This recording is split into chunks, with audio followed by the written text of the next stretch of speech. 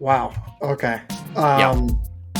I know you don't like that, but I don't. That's the one I'm going I with. actually hate it, to be honest.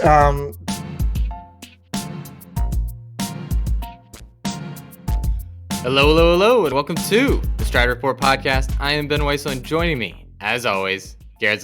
How's it going, man? Ben, you were missed. You were missed on last week's podcast. I held it down with the solo pod, but the people wanted you back. We got you back.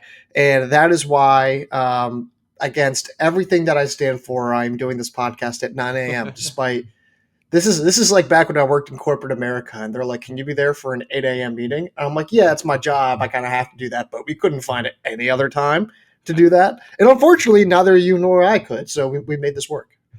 Yeah, I appreciate it. I was in Nashville this past weekend, so was just getting back home late last night. So glad to be back. I'm sorry that I missed out on the final set of our rankings. I'm going to run through some of my thoughts at the beginning, and then we'll go into some of our top storylines going into this season, as well as our hot takes, which have always just hit 100%. Totally. You don't have to look it up. You can take my word for it. I don't even know if you can look back on those pods. They probably don't even exist anymore. Just take our word that we always are right on these hot takes, and we will give them our best shot once again this year. But before we get into any of that, I think we're up 1 on Apple from last week to 122. I did see last week we got the rating from Scotty's wife. That was awesome. Just a spouse getting dragged along listening to this podcast. Absolutely love that. If any other spouse is forced to listen to us, please reach out. I would love to know how many people just have to hear my voice against their will, because I think that would be great information for us to know. I think this is how support groups get created. Yes. Yeah, shout out to Scotty. I don't know if that's actually a new one. I think that was actually part of that was from last week. Yeah. I know you talked about that one. But at least the +1 on the ratings and reviews. Yeah. So, but Ben, a few things to get into. We're going to have you recap some of the rankings just that we spoke about. Have you talk about a few notes there. So let's start there. We have now fully released our top 25 rankings. They're all out. We went over that last week on the pod. What was your first takeaway note? Anything that you want to mention about that?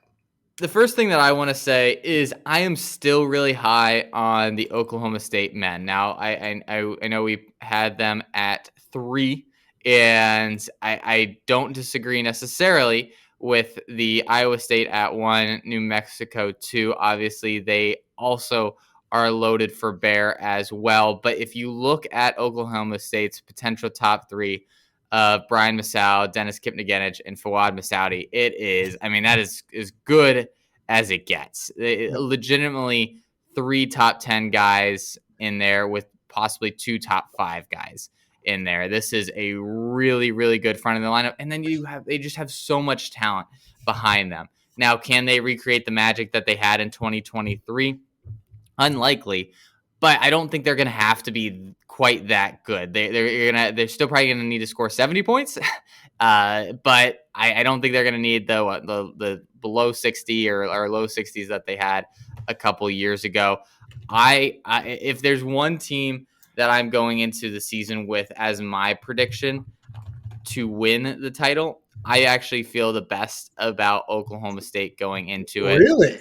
As far as any of these other teams. Now, I think if you're looking at who the favorite should be, I would put Iowa State as the favorite. But I think that if you're like doing on the odds, and I think New Mexico and Oklahoma State are like basically right there with them, tied in my mind. But I just have confidence in this coaching staff. I have confidence in these veterans who have done this so many times that I think that if I were a water gun to my head, I think I would go with Oklahoma State. You said that they would need to score 70-ish points. Yeah. To win the national title. BYU men won with 124 points. I just think it's going to be a low. I think these top 3 are going to be really good. Yeah, I think because last year was kind of an exception where someone scored, like the winning team scored over 100 points, right? I think it's going to require a really, really good effort almost all your guys in All-American position, and you're going to need multiple guys in the top 10. And if you're using that as your criteria, I think there's very few teams that kind of grade out as well as Oklahoma State. Excuse me, I just sneezed. Okay, yeah, I don't necessarily disagree, but 70 is just such an aggressive number still, especially after last year. I think last year kind of made us a little bit more numb to that. Let's move on to your next one. What was the other point that you had regarding some of our rankings? So the women's title race, this feels very wide open to me. Mm-hmm. I think there are 4 teams that have a great shot at winning this title. And that kind of bookends into my next point of like the BYU women, I think are going to be one of the more fascinating teams to watch. And really that comes down to Jane Hendrickson. Like how good she is from the get-go is going to determine a lot of what this BYU team looks like and whether or not they really can win the title, because she should be a top 20, top 10 possibly Yep. runner this year. And if she is not at that level, I think that really hurts BYU's firepower when you compare them to like the Oregons of the world, where they just have multiple women who, again, could be top 10 in the country. And BYU really, really needs her to step up and be that like elite athlete that we've seen her be in the high school level. But really, they can't afford a lot of warming up into the collegiate season. And she needs to be ready to go right away. So I'm very fascinated in BYU. They have a ton of veterans. Obviously, Diljeet Taylor is there, and she will get this team ready to go when it matters the most. But I am really curious to see what Hendrickson and BYU do at the end of the season. And kind of on the flip side, I'm a little nervous about Oregon. On paper, they Oh, are clearly the number 1 team, I think. There's just a couple things I can't shake with, like, we didn't see Cherubit at her best a lot last year. Cheretich was a little inconsistent, and she's going into her first NCAA cross country season. They're very, very good, and you look at the back end of Oregon, and again, it's stacked. You got Anika Thompson, Mia Barnett, like you have some good names, but then after that, it's talent, but it's not necessarily proven talent on the yeah. NCAA cross circuit. That's true. So I'm a little nervous there, and again, that's why these kind of question marks for some of these teams. I think there's a lot of teams that can win. I went as far down as New Mexico women as possible title winners. I think you could maybe even make a case for NAU, but I just think it is really wide open at the top on the women's side, where I think there's a lot of different combinations of how the national championship could end up. Who would you rather have? Would you rather have had BYU at 1? I think so, maybe just slightly, but again, that you're banking on their number 1 runner and their runner with top potential being a true freshman, and that's also where I'm nervous about putting them at number 1 because of that. You're putting so much on a 19-year-old to be the best runner on a title winning team, and I don't love that. Again, that's why I don't think there was like a clear consensus number 1 that was overwhelming, because I didn't love putting any of these teams at number 1, quite frankly. All right, give me your third point here. I on the flip side of being very nervous about teams, I'm very excited for Stanford women, and I'll get into them a Oh, little bit later. I am very, very high on okay, Stanford women. okay. Um, the Bunnage like injury situations are scary, but I like this team. I think they have a higher ceiling than almost any team, at least in their ranking range where they were at Really? with number 7. Yeah. Oh, I couldn't disagree more. Okay, Interesting, because I really like. I think Kennedy and Bunnage are as good of a top 2, sure. or potential have as good of a top 2 as maybe. I mean, outside of New Mexico, probably. Um, and I really like Riley Stewart. I think Mina Scatchard's a huge pickup, and I just think they're going to have enough bodies to figure out that 5th spot. So I really like Stanford a lot. I think they could be vastly exceed expectations. on the men's side, Virginia men at 6. And this is, I've always been high on Virginia, but and they got a lot of the same guys that have been there, led by Gary Martin, who took a huge step forward last year. I just their performance when it matters the most has not always been its best. They're a better version of Eastern Kentucky in a lot of ways, where they just have not. That's a statement. They have not like hit their goals when it comes to the national meet fairly consistently. At 6, this is pretty high for a team, again, that has not put it all together in November. So on paper, everything looks good. I am just nervous about how they perform at the end of the season and if they can get guys to step up in the back end of that lineup. Last 3 national meets, they've finished 21st, 22nd, 22nd. The postseason concerns aren't just valid; they are well documented. So I think it just in terms of talent, though, like this is easily of like since, gosh, I don't know, like this might be the most talented team they've had since we've started, right? Yeah. No, Probably. I think that's undoubtedly true, especially with the new guys that they have in. And again, it's still that same. We've been talking about this core of like Martin, Mountain, Anthony. Yep. Like even Justin Wachtel, we've talked about, I think, for a Yeah, couple of years. we Like, have. and Martin stepped up last year. Just can these other guys who have been around for a long time, have a ton of experience, break through at the national meet? And then the Benstons and the Gardners, like those kind of guys, can they just slot right in and be solid contributors when it matters most? And that's why, again, I'm very nervous about Virginia. I think the 6th ranking is maybe a little high, but fairly warranted, again, because on paper, it's certainly a top 6 lineup. All right, give me one more point, and then we'll move on. Last one that I have, and I'm sure you talked about this. I didn't listen to the full podcast, but Wisconsin, like Interesting. Wisconsin men, I just think there isn't a team that I think is better ranked in all our rankings, and I think they're just going to finish like plus or minus like 2 from this ranking. I think they Okay. are so rock solid.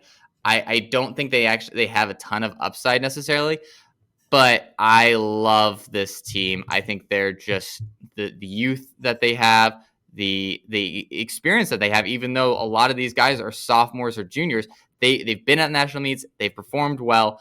I just think it's so like they're one of from 6 on. I think they're like the least likely team to fall out of the top 10 because I just think they are so rock solid, have good depth, coaching is solid. I really like this Wisconsin team going into this year. I like them a lot too.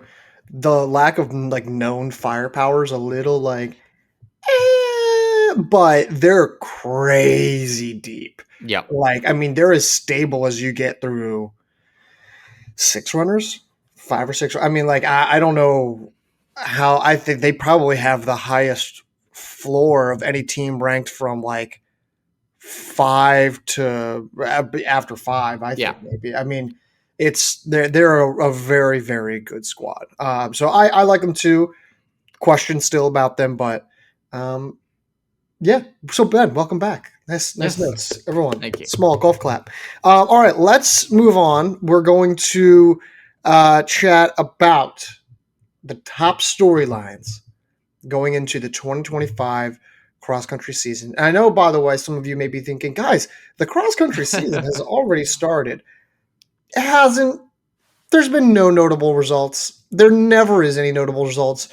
We always schedule like a D2 and D3 rankings to come out like around now, and then we all get kind of nervous. I'm like, oh, but the season's already started. And then I remind myself, they're rust busters. No one's trying. None of the top names are racing. Chill. So heads up, that's what we're doing. But top storylines as the real season gets underway, as we get deeper into September here. Ben, you and I are each going to share what? Let's say 3. We'll see maybe time permitting more, but you're going to share a top storyline. I'll share a top storyline, and then we'll wrap it all up with our hot takes for the season. So you go ahead and give me one of yours. So, kind of bouncing off of some of my points with the top 10. how do first year athletes impact the title race? And I don't just mean from a domestic side, I also mean from an international side. The Jane Hendrickson, I'll throw Diana Cherotich in her first cross country season, Matthew Kosgei in his first cross Mm. country season for New Mexico. We obviously have a host of new international recruits that have come in that have elevated programs like Oklahoma into relevancy. How do all of these new athletes contribute to what I think will be a very intense title race on both the men and women's side, and potentially the individual title race as well? I'm very curious to see how quickly a lot of these athletes get up and running, if it takes them a year or two to kind of adjust the NCAA system, because I think the teams that are able to integrate their new additions better than other teams are going to be the ones that succeed this year, because there's going to be some that hit and hit really well, but there's going to be some where they just don't run very well this year because they haven't been in the NCAA system. The new American cross is a little bit different, and this goes to on the European side. This goes on the front from the athletes from Africa. This goes for anybody on the international side, and certainly for the American freshmen who are coming in from running 5Ks, and they're either going up to 6K or 10K. I think that this is going to be like a huge storyline to watch throughout the season, because again, I think it's going to dictate probably who wins NCAA titles is who can get these new athletes up and running fastest. Interesting. Interesting. Is there a name? Like, if you had to choose right now, water gun to your head, right? And it's a, if I say like, who of those new additions for that title race is going to be the most impactful? Who is that going to be? I think it's Jane Hendrickson hands down. I think for from the women's side, and I think for the men, it's Matthew Kosgei. I think it's those two guys, or two individuals who, if Hendrickson is as good as Bill, I think BYU wins the title. I actually have pretty good confidence there. Really?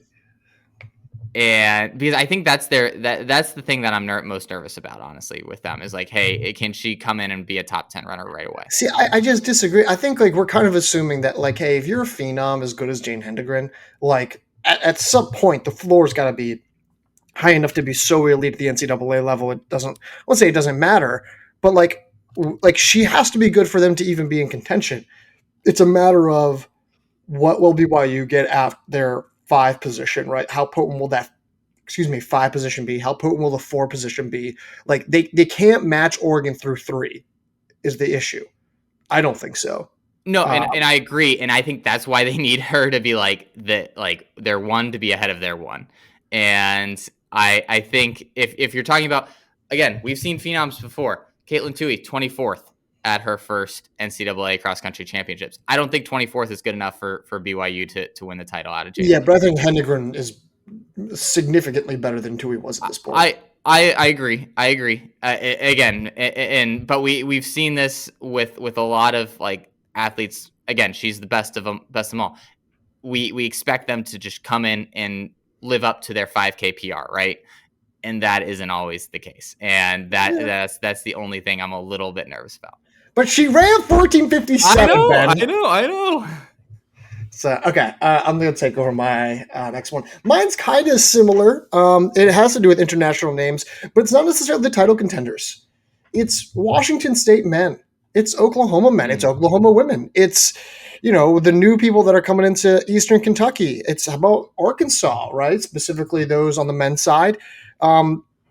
I guess, now I'm kind of going through it. It's not as pronounced on the women's side as maybe it is. Maybe Alabama, another team that like you could think about that on the women's side. There's a lot of these teams that are bringing in, like really it's Washington State and Oklahoma in particular, where they went from non-factors at the NCAA level to now like, oh, not only are they favored to make the national meet, but they could be a problem, right? Mm-hmm. They could be a real problem strictly because of this new international presence. And it completely changes the landscape. I mean, this is Washington State saying we are going full in on distance. We've made it clear that we're going full in on distance, and we will. And sure enough, it's, clearly paid off in the recruiting scene. But to me, it's like, I think there's only so much we can talk about with the title race before we get a little bit redundant. Whereas Washington State, like, I have no idea where they're going to be this season. I know we have them at 12, but like, I don't. I mean, is that going to be, like what does the back end of their lineup look like, and do those new guys fit in? Same thing with Oklahoma, right? Like it's things like that where I really don't have a good grasp of this, and I think there's these new up and coming programs that in a new era of NIL, even Missouri to a certain extent is Mhm. beginning to slowly integrate themselves in that kind of international side. Um, they're going to come up. They're on the come up, right? They're on the rise, and um, I'll be curious to see how they fare because I don't. They're just so new, and we haven't really seen them at this level in quite some time. Yeah, and I mean, I think one storyline could have been just obviously the impact of the NIL meeting money, the new NCAA settlement. We're seeing athletes sign for teams later on than we really ever have before. Like we're getting into late August and early September, and there's new names popping up right on rosters, and the impact of all of these, just the easiness that it is, that the ease that athletes have of moving from team to team or from country to the NCAA has is at its at an all time peak, and we're going to see some wild swings in teams' performance from year to year potentially because of that. And I think that's exactly what you're highlighting with the Washington States and the Oklahomas of the world. Yep. Yep. All right, you go ahead and you give me your storyline. My second one is who is going to fill the void in talent on the men's side in terms of like the team rankings. We talked Hmm. about it so many times throughout as we're going through all these teams. We're like, yeah, don't love this team that's ranked We kind of 17th did. or this team that's at 14 or top this team at 10. They got some talent, but I don't feel real confident in it. There's just a void of clear, proven talent across an entire team. Really, outside of, I think, like you go from 10 down in our men's rankings. There's just a lot of uncertainty there, and because of that, I think there's a lot of potential for movement throughout our rankings throughout this year in a bigger way than we have before. And I think there's going to be at least one or two teams that really take advantage of that lack of proven talent at the top. And there's going to be individuals that vastly exceed our expectations because there just isn't as many guys that came in as returning All Americans or have been All Americans ever in their career. And I think that's going to leave us to see these huge jumps in rankings for certain teams on the men's, and conversely, some huge falls as well because we're banking on some potential that just might not be fulfilled this coming season. So who is so like here it's a paradox, right? It's like if we don't feel good about anyone, then who could possibly jump, right? Like right, so like who when you're looking at the men's rankings are you like, I think this Mm-hmm. is the perfect opportunity for this team to take the lead because of they still have some proven guys, right? Because there's one team where you were based off of that criteria, I think, oh well then that's in favor of this team. Well, it's interesting because I'm not even looking at like, hey, this team has proven athletes, so they're going to jump. I think everybody has unproven guys, so that like, hey, if they Oh, I see. actually hit their ceiling and fulfill their potential, then they're just going to rocket up our rankings. Oklahoma, like you were saying earlier, is a perfect example of that. Hey, if everybody actually hits the way that we think that they could, 24 is probably too low. We've talked about Eastern Kentucky. They have a ton of guys. The national performance is what it is, but they could rock it up. Like Washington, we talked about Washington at 19. A lot of guys who have been in the system or have come in with high pedigree. Can they fulfill their potential and rise all the way closer to the top 10 than rather the 20th place or 19th place slot that we have them at? I just think there's a ton of volatility because there's so many more unknowns on the men's side than there are on the women. Okay. Okay. I don't, man, do I agree with that? I don't know. I gotta be honest. I think I actually think there's more volatility on like if you could went from like I don't know. Let's take a look on the women's side. If you went down from like 12 down, I think there's more volatility, I think, than there is on the men's side. I just think we know more about the teams on the women's side from 12 Do games. we? I think so. Like, I don't feel good about the men's side. I don't feel great about like, hey, but I feel like I know Michigan State. I feel like I know Penn State on the women's side. I mean, Michigan Like, State was 20th at the national meet last year, and that was just their best result of the season. yeah, but I think we like know the individuals that are going to be involved. We generally have an idea of their floors and ceilings. Like with some of these teams on the men's side, like I have no idea what North Carolina at 16 is going to turn into. Like that's easily a team that could rise and fall dramatically in our rankings. Yeah, that's true. Like Arkansas is the same Yeah. argument. Washington has a little bit more volatility. So sure. Yeah, I don't know if I don't disagree, but I don't know if I'm I'm as slowly converting you, slowly but slowly, surely. slowly. Listen. It's I'm easy to switch. You just have to poke and prod me a little bit. So, okay, I'm going to take over for my next storyline, and this one, it's the NAU men Mm, ranked at yeah. 14. How dare we, Ben? How dare we rank them at 14 in the country? First full year under Coach Jared Cornfield, excuse me. And how does this work? Because there's really not been many new additions, Mm, not any high major ones. I know they've got that the guy from Israel, Derebe Al, if I'm saying that correct. Great new name there, but I don't know where any of the firepower is. I don't. I mean, you're projecting a lot with guys like Manny Perez and Ford Washburn and what happens to Grotenhuis after being out for so long and so on and so forth. And like, there's a lot of questions. And this is a traditional dominant powerhouse, arguably the best cross country team of the past decade, right? Like, what are we getting out of this team? And it feels weird to put him at 14. And it mhm. feels weird to say that Mike Smith isn't their head coach.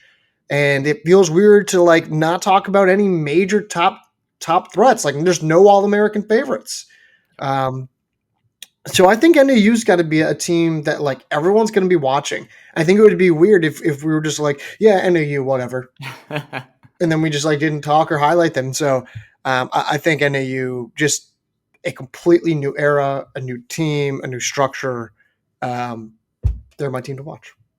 Yeah, I think that's a great one. And especially, again, moving into this world where athletes are going to get paid a lot. How does a program like NAU, not in a major conference, and like, can they compete from just a dollar's perspective? Now, I'm sure they're going to give them money to spend, but is it going to be enough to go up against the best of the best in the NCAA? And we're going to see. And hopefully they do, because you want to see traditional powerhouses like this who don't come from a Power 4, Power 5 conference be able to compete with the best of the best.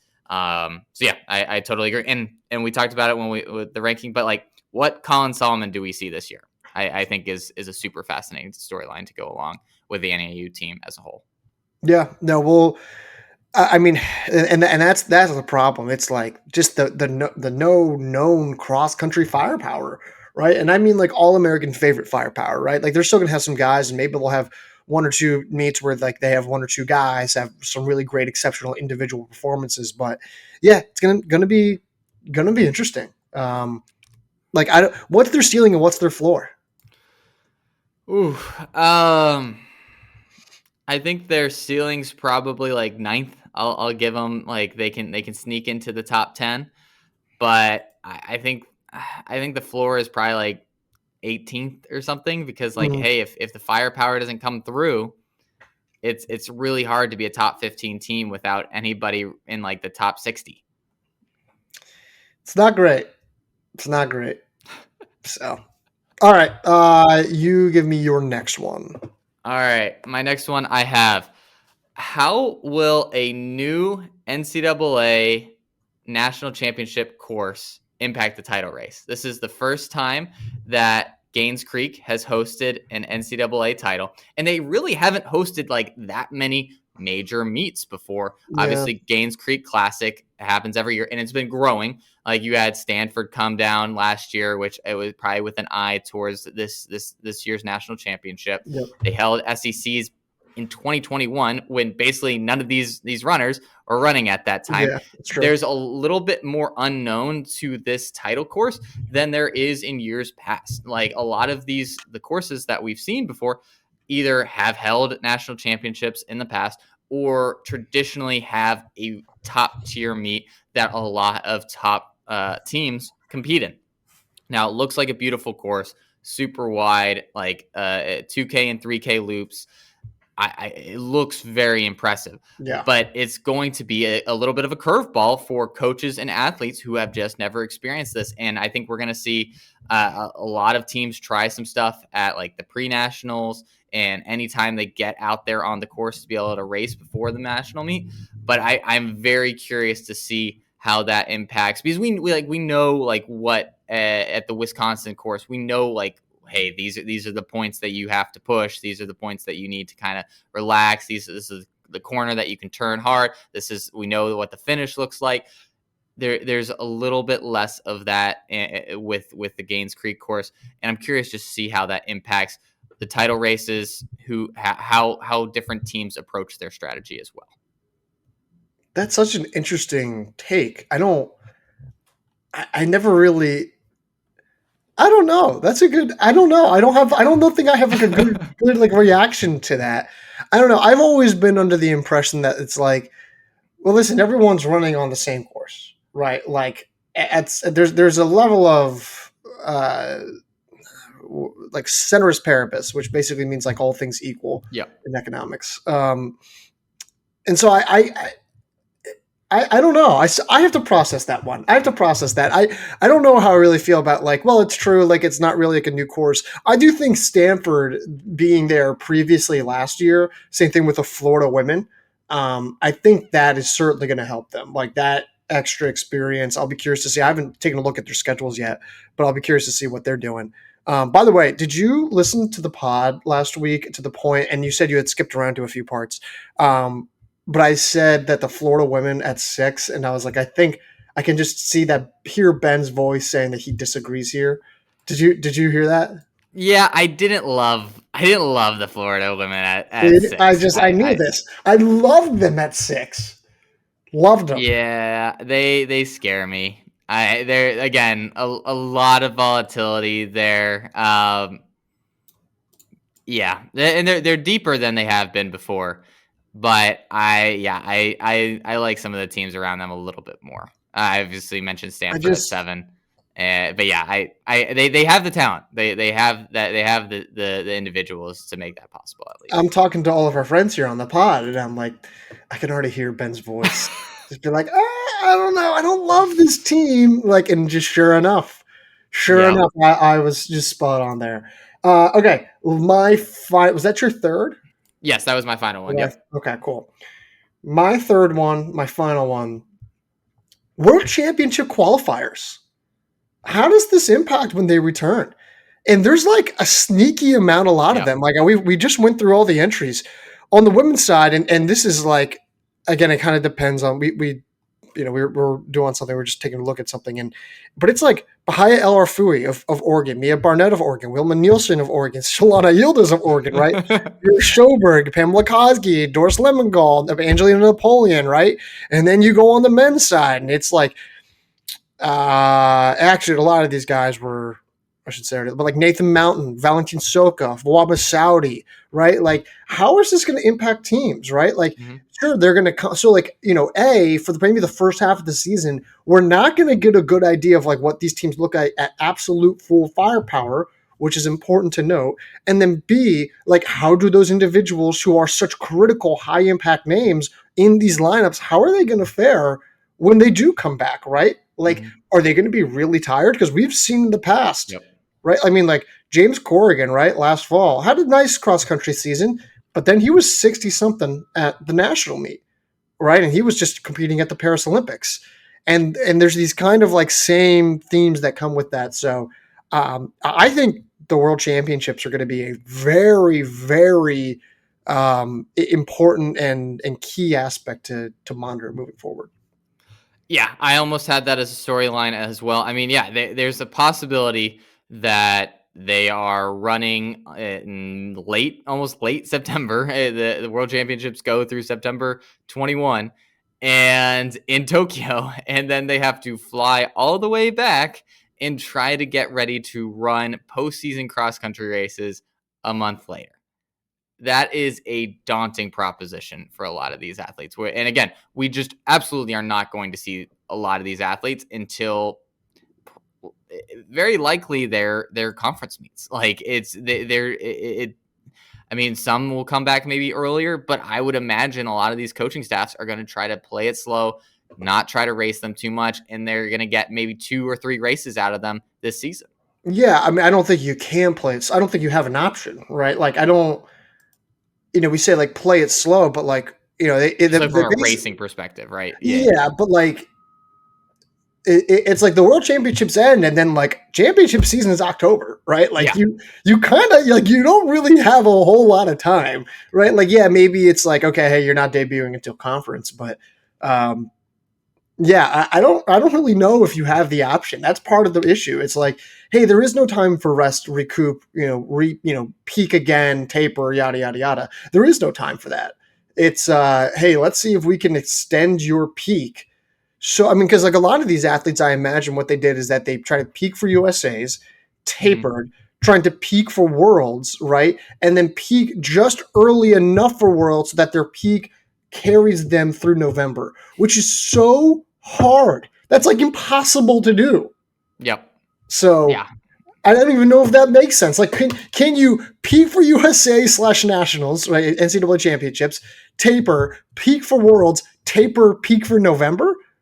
Like, It's going to be brutal. And again, their prior a lot of these athletes' priorities are going to be the World Championships, as yeah, it should be. And so I think they're going to do what they can to make sure that they're at their absolute best in mid September, and then it's kind of like just figure it out along the way in October and yeah, November. yeah, yeah. We'll see. We'll see. Okay, um, you are going to give a hot take on the women's side for the upcoming cross country season. I will then give a hot take on the women's side for the upcoming cross country season, and we'll do the same for the men. Ben, last year, did you check out? I didn't even listen to what ours were. I mean, I remember mine. I let you say yours, and I will find mine real Mine quick. was that Dean Casey was going to be a top That's half right. All American, top 20. He was 30th. So not quite, but not far off, Not right? far. Yep.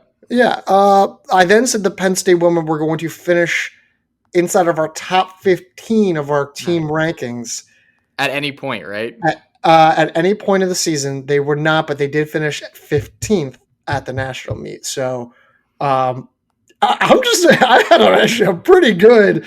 It wasn't perfect, but yeah, it was pretty solid. I don't know if I you will. had yours. I will say I think that's better than mine. I think I had an Eastern Kentucky one in there, which I I obviously know that didn't go very well. vaguely remember it. That's Um, correct. and let me see. You had let's see. Yeah, I had Eastern Kentucky as a top 10 team. Didn't go well. Oh, I had this. This one I did hit on. I have BYU winning at least one Oh, that's title right. between the men and women's side. Yeah, that's right. That's probably the best one I've ever had. Yeah, So yeah. I mean, it hit. we'll go So from there. All right, for this year on the women's side, I kind of hinted at it before, and I will say with these hot takes, I believe them, but maybe not 100% believe them. Stanford women finish top 2 at oh NCAA's. my goodness. This is my biggest scorching one that I probably ever Walk had. me through this. Walk me through this. Why? Again, I think if you believe that Bunnage and Kennedy can be top 10 names, which I think they can be, and you think Riley Stewart is an All-American, then you have 3 that you could feel really, really good about. Mina Scatcherd, 428 in the mile. I think there's a potential that she goes to another level at Stanford. Finishes again near. I think near the All American range is maybe is her high end outcome, but I think it could happen. And then you just have so much talent behind behind those women that I think they can piece it together. I don't love banking on some of these women to come through, especially Scatcherd in a big way. But I just feel so good about their top three, and I think Bunnage is just one of the most talented runners in the country when she's fully right. That I just think that they have that in their wheelhouse as a possibility. Now, am I gonna put that in the bank? Absolutely not, unless I get really good odds. Then I absolutely will. But they are the team that I am really the highest on compared to expectations on the women's side. Wow. Okay. Yeah, I know you don't like that, but that's the one I'm going I with. actually hate it, to be honest. I don't know what's different about this team. I think they have a ceiling. Like, I don't know how much better like mathematically Bunnage can get and Kennedy can get. Kennedy can get like a little better, but like not enough to like really impact this team. Stewart's inconsistent, and she ran exceptionally well at last year's national meet. I think Scatcherd is I struggle to see how she'll fully replicate what Dudek left behind. There's a lot of youth and like unknowns that you're kind of leaning on. Like, Yep. I mean, Flynn and Hogg have been veterans who have been solid, but by this point, we kind of know what they are. I think they have one of the lowest ceilings of any team in a ranked in our top 10. I don't see the vision. I think they're a good team. Like, I think they're a very good team. I think it's as long as everyone runs well on the same day, I don't see a scenario where they fall outside of the top 10. I think if Flynn and Hogg are the scorers, then you're right. I think what I'm banking on is the youth and someone popping in a big way. Whew, all right. All right. Here's mine. And I haven't even done the math on this, but the Colorado women will have 5 women finish in the top 110 of the national meet, but they will not have a single All-American. Yeah, I actually don't think that's like that. Is that not a hot take? I think that's a very reasonable. Yeah, I mean, no one screams All-American in this lineup. I think Ashley Jones is the closest one, and then everybody else is just rock solid. Like, I think top 100 is certainly doable. Now, again, you're talking about fitting five women in like a 60 place position, which is why this maybe becomes a little bit hotter. But like, yeah, I guess if Cook is at her best, then yeah, she could throw a wrench into that. I'm not even counting. Yeah, you can't bank on that. So I don't hate. I like that a lot. I think it's very like a very reasonable and very certainly within the realm of possibility. Well, then it's not a hot take, Ben. It's not a hot take. Okay, I will. You went in two opposite directions here. I went with the hottest of all hot takes, and you went with lukewarm. Yeah, I might have to rephrase that because I now that you mentioned, I'm like, yeah, that's actually a very reasonable prediction. Okay, you give me your men's. I might revise my women's, but you give me your men's. On the men's side, and again, I don't have a particular team in mind here, but going off of kind of what we talked about earlier, where I think there's just going to be a lot of volatility on the men's side, a team that is not within our top 25 currently in our preseason rankings will finish in the top 12 at NCAAs this fall. Ooh. Wait, so I like this. This is one of my favorite ones. Team not listed in their top 25 will finish in the top 12 this fall. Yes. Men or women? On the men's side. Interesting. Ooh. Okay. That's good to know. I don't hate it. We're also tight on time here, so I'm going to try to move ahead here. But I don't hate that. Do you have any idea who that team would be? No, I don't. I think like maybe if Missouri puts all things together, or like again some team kind of comes out of the blue a little bit. But I just don't have a lot of faith in like the back half of our ranking teams, and I just think someone could exceed those expectations in a big way.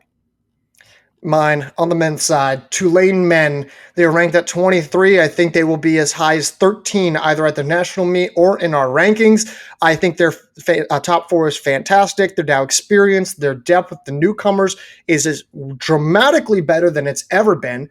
I think they have the pieces. I think they're going to be a significant problem. Again, have the experience now under them, and they make great development, great progress on the track. Give me Tulane. They are this year's Penn State, except Penn State was women this year on the men's side. Give me Tulane. I think they'll be as high as 13th at some point. Also, and if I want to revise my women's side, Washington women podium. Woo! All right, there you go. I like that. There you go. That one's spicier. There you All go. right, awesome stuff. We will write those down. I'm sure they will be 100% correct when we 100%. revisit them this time next year. But keep an eye out on the site. As Garrett said, results will be coming through here soon. So make sure you guys are paying attention. We'll be recapping them on the podcast as we go through. But the season is almost fully here. It's the best time of the season, best time of the year, really, the fall, when we get to see the new signs of a cross-country season. Very, very excited. Go YouTube, subscribe there, ratings and reviews, Apple Podcasts and Spotify. And, of course, go get a subscription at the Stride Report. But, Ben, that is all I've got. All right. Well, until next time, Garrett, I'll talk to you. I'll talk to you.